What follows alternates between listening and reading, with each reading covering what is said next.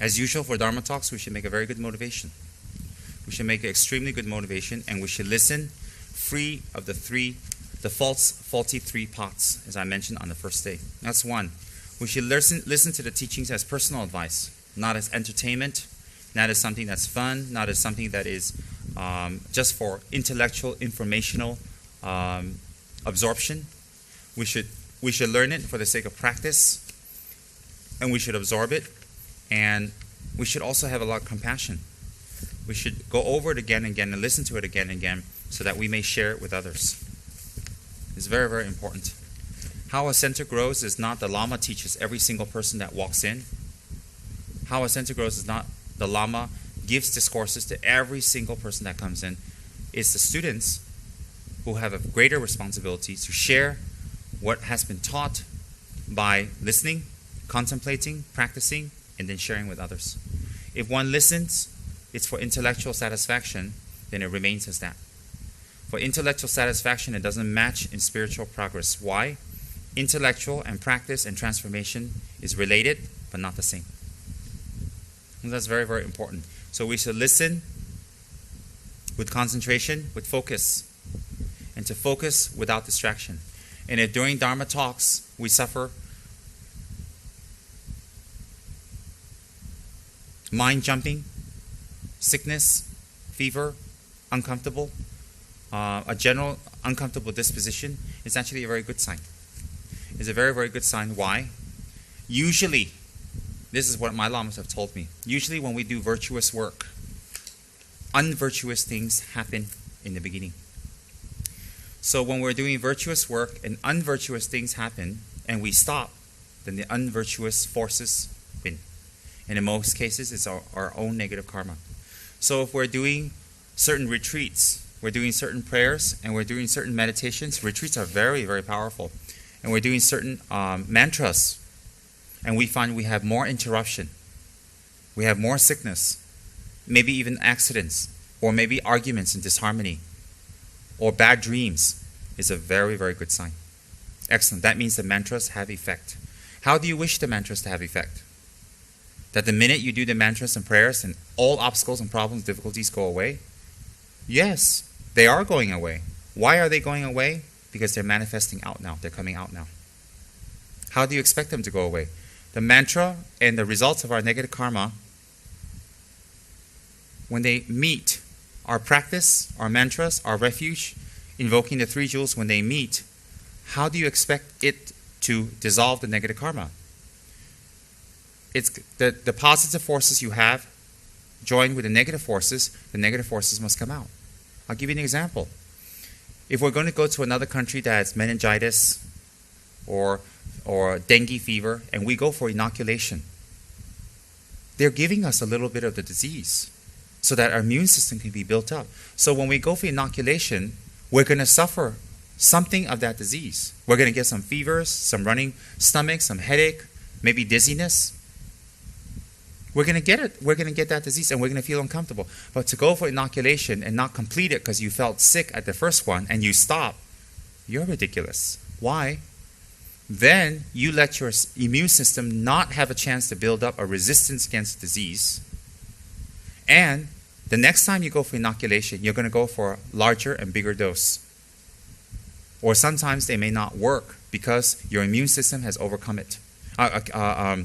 Your immune system has not built up an immune system against it due to the inoculation.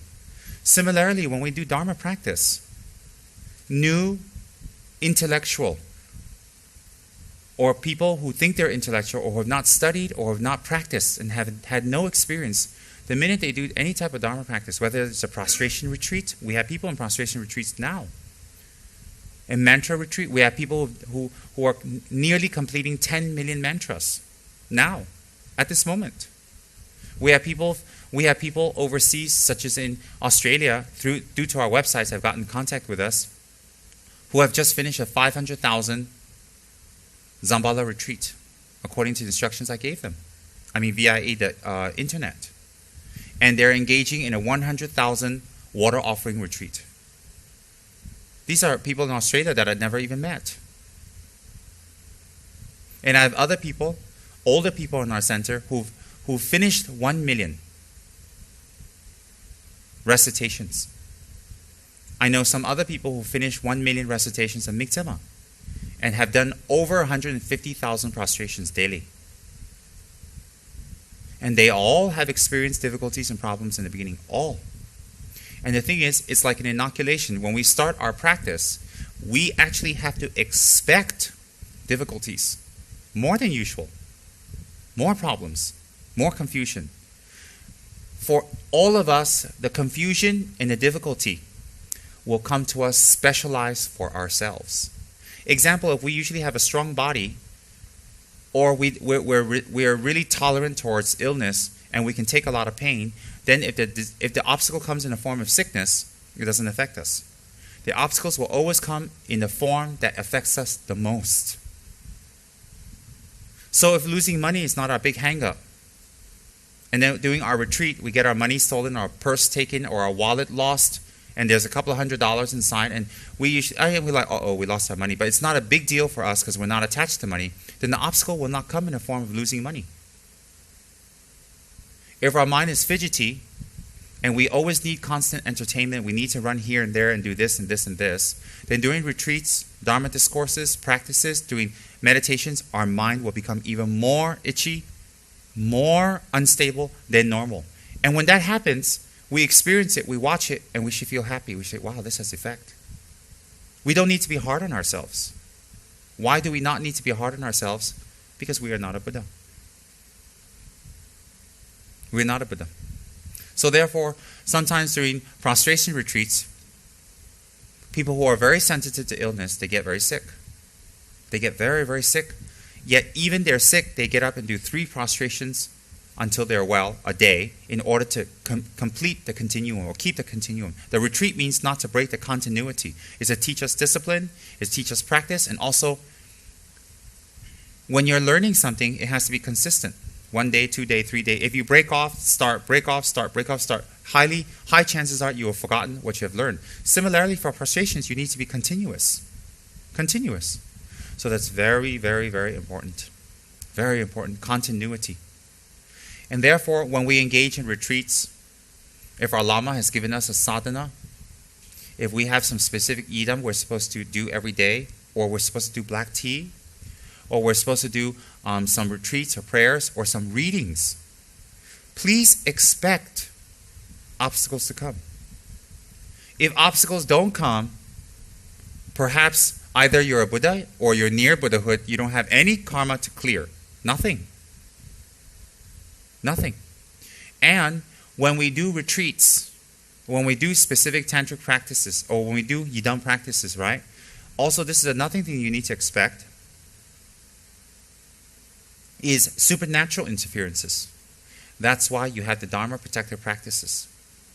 You definitely have supernatural practices. Do you know that if we leave water bowls empty up in front of the Buddha, in front of any holy images, that specific action draws one type of spirit. That spirit is drawn by that type of action, not because it's Buddhist. He has some connection to empty items, some connection, and especially in front of something holy. So if you leave that empty item in front of a holy image, and it's up, it attracts the type of spirits that come, that's dark and tall, and he presses on you, and he presses on your chest, and he makes you hear a buzzing sound. You can't move, you can't talk much. It's as if you're choking, but he doesn't kill you. He doesn't have the power to kill you. But you will feel almost stuck. And he'll come again and again and again. And there's a certain practice to do. If you have faith and confidence in your Lama can give you a tsakale, a picture. For example, the Buddha Dukkha with a prayer. Give to you, put in your room, immediately the interference will go away. If your faith in your Lama is mediocre, you do the mantra and that. If your faith in your Lama is very small, very, very little, then you have to do more of that mantra. And the more of that mantra that you do, you have to do, that person, that being will still come and interfere with you. Why? He's getting his last try in to get you. But if you ask, well, we're doing Dharma, how can that happen? How? Hey, Kids have cheated parents. Wives have cheated husbands. Husbands have cheated wives.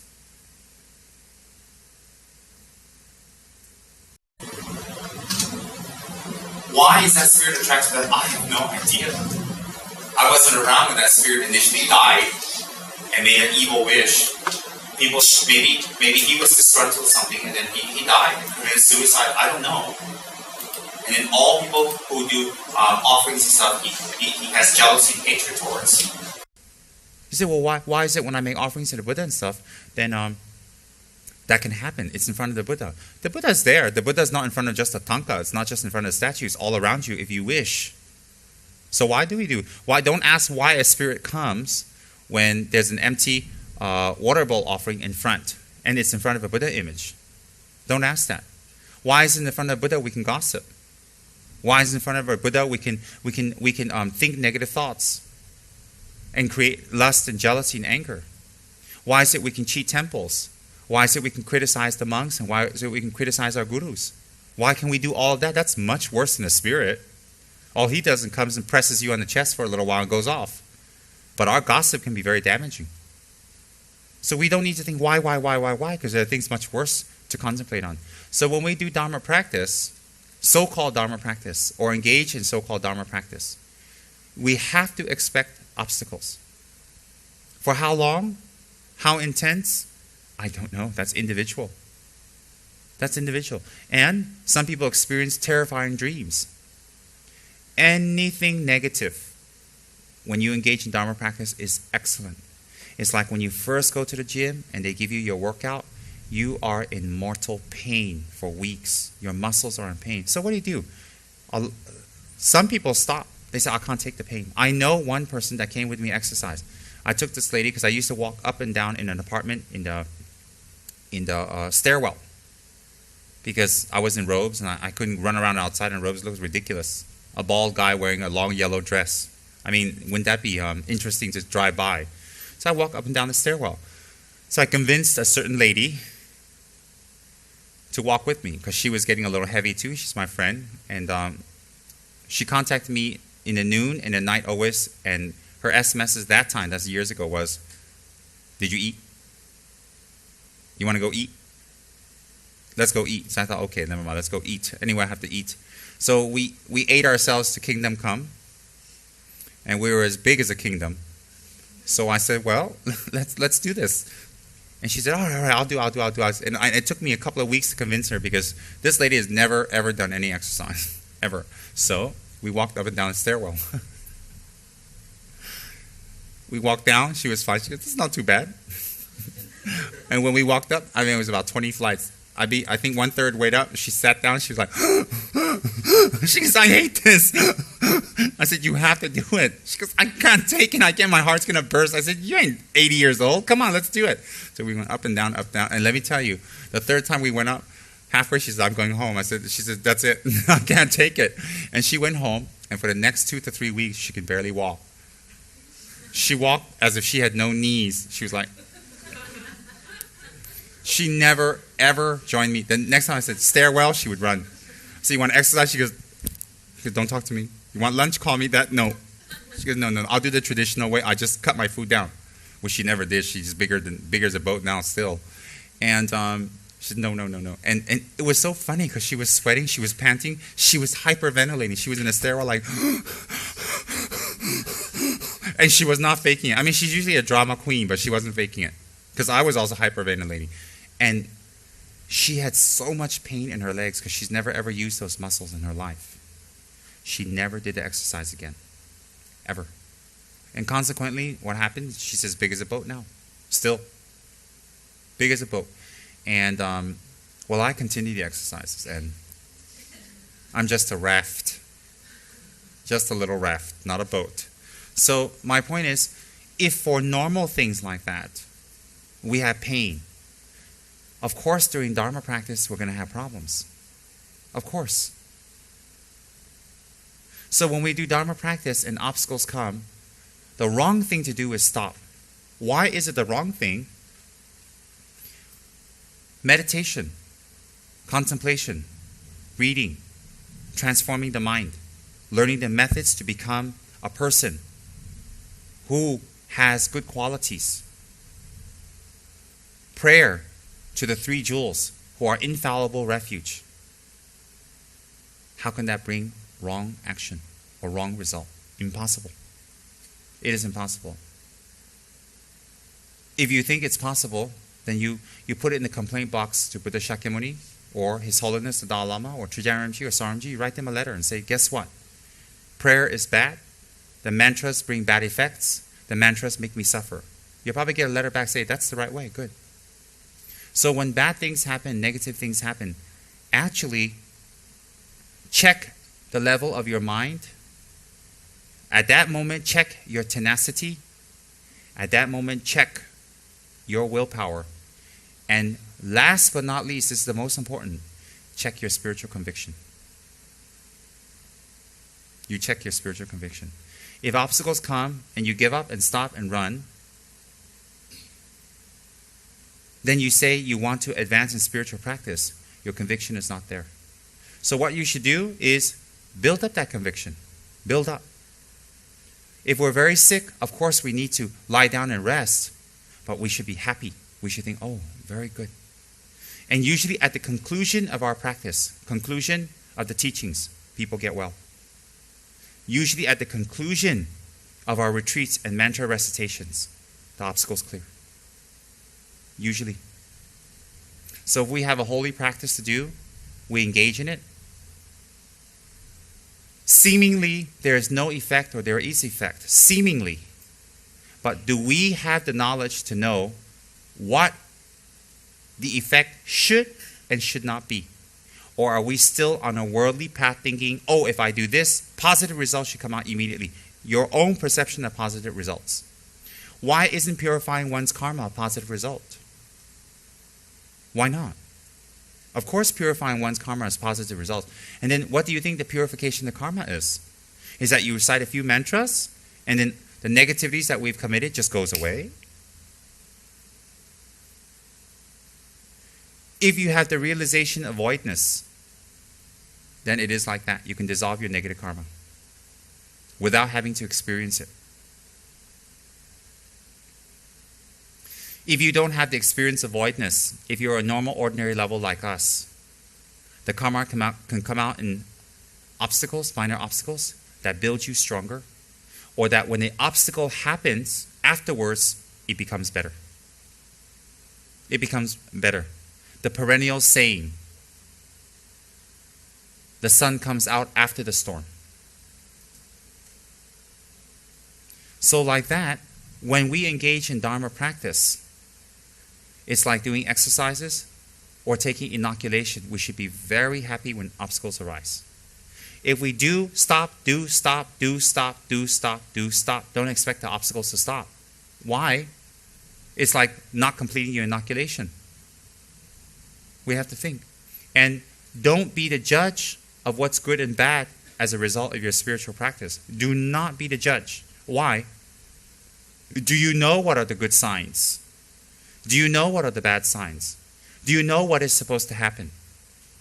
Or are you just judging from your own background of limited knowledge of how it should be? Spiritual conviction is through thick and thin. Spiritual conviction is not when things go the way you think it should go, and then you do it. When the things don't go the way you think it should go, you don't do it. That's not spiritual conviction. That's more intellectual or more almost entertainment.